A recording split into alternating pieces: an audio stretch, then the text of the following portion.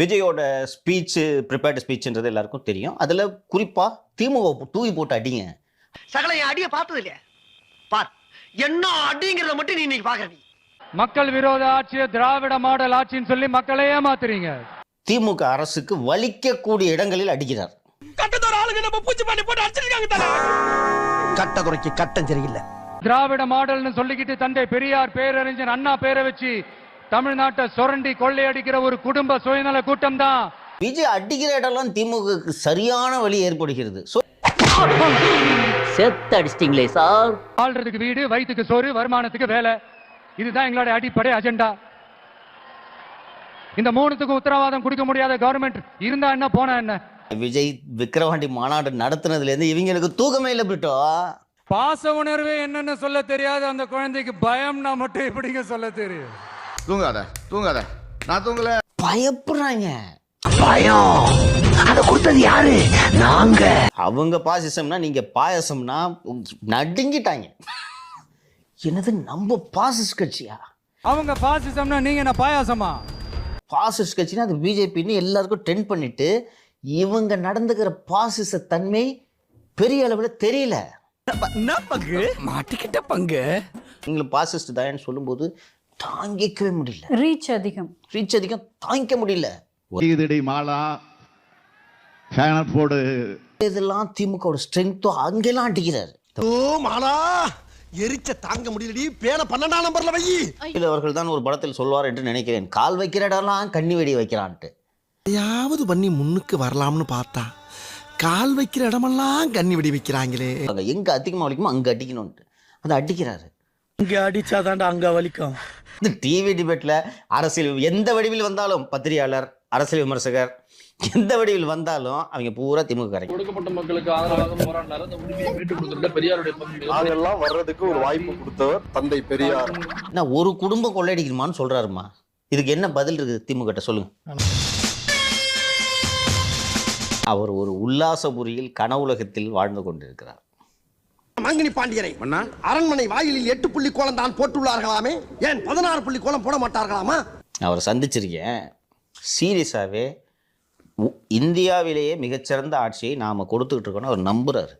இந்த நாட்டின் அரசன் மாவீரன் புலிகேசியின் ஆற்றலும் அறிவும் சிந்தனையும் செயலும் தானடா இந்த நாட்டை செழிக்க வைத்துக் கொண்டிருக்கிறார். ஒரு பெரிய சூப்பர் ஸ்டார் தான் சார் அப்படின்னு அவங்க அப்பா நினைச்சுக்கிறார், அவரும் நினைச்சுக்கிறார். போயிட்டு சார் மொத உலகத்துல தமிழன் தான் இரும்ப கண்டுபிடிச்சான். அப்படியா?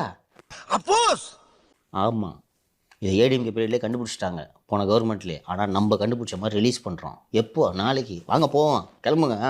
வாங்க போவோம்மா. உங்களுக்கு 1000 ரூபாய் கொடுக்கறதுக்கு துப்பு இல்லைன்றது தான் ஜனங்க பேசுகிறாங்க. கரெக்டா? 2500 கொடுத்தப்ப 5000 ரூபாய் கொடுன்னு சொன்னேன். நீ 1000 ரூபாய் கொடுக்க துப்பு இல்லை உங்களுக்கு.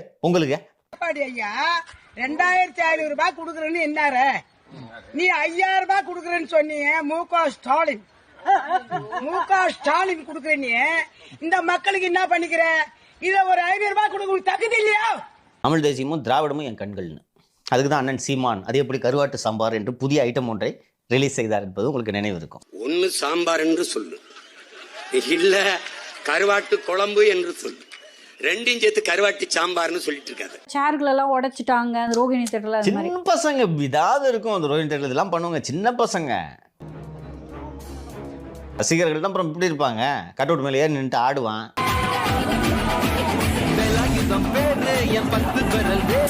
அண்டு விஜய் மேலே பிரியமா இருப்பான். அண்ணான்னு சொல்லிட்டு விஜய் தொட்டு பார்க்கணும் அப்படின்னு வருவாங்க. அதுக்காக எல்லாரும் விஜய் தொட்டு பார்க்கன்னு சொன்னா ஒவ்வொருத்தரும் விஜயோட ஒவ்வொரு பீஸை வச்சுக்கிட்டு இருப்பான்.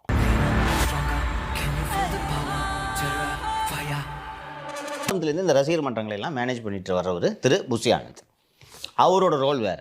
விஜய் மக்கள் இயக்கத்தின் பொதுச் செயலாளர் புஷி ஆனந்த் ஓட விரட்டிய சம்பவம் ரசிகர்களை அதிருப்தியில் ஆழ்த்தியுள்ளது. கூட்டத்தில் புஷி ஆனந்தை வெளியே அனுப்பிவிட்டு இங்கே செஞ்சார்னு. சரி, என்னை வெளியில் அனுப்பிட்டு தான் விஜய் இவங்களெல்லாம் மீட் பண்ணன்னு புஷி ஆனந்தா ஃபோன் பண்ணி தந்தி டிவி சொன்னது உளவுத்துறை.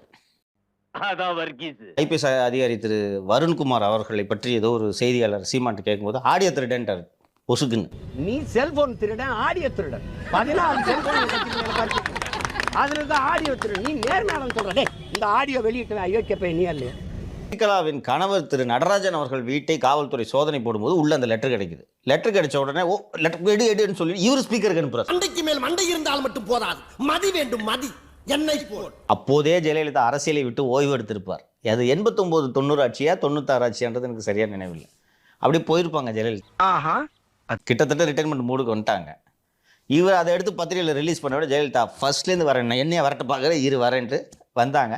இந்த நாட்டிலாவது தகப்பன் முதலமைச்சர், மகன் துணை முதலமைச்சர், மற்றொரு மகன் மத்திய அமைச்சர், பேரன் மத்திய அமைச்சர், மகள் நாடாளுமன்ற உறுப்பினர், மகளின் மனம் கவர்ந்தவர் மத்திய அமைச்சர் என்று ஐயோ 7-8 தலைமுறையை தோண்டி எடுத்தாரா கிழிக்கிறது. சீப்பை எடுத்து ஒழித்து வைத்துவிட்டு திருமணத்தை நிறுத்தும் திட்டத்தை தான் உளவுத்துறையில் பணியாற்றக்கூடிய அதிபுத்திசாலிகள் செய்திருக்கிறார்கள். இன்னொரு நீங்க சீப்பா போட்ட பிளான நான் சீப்பை வச்சே முடிச்சிட்டேன் பாத்தீங்களா?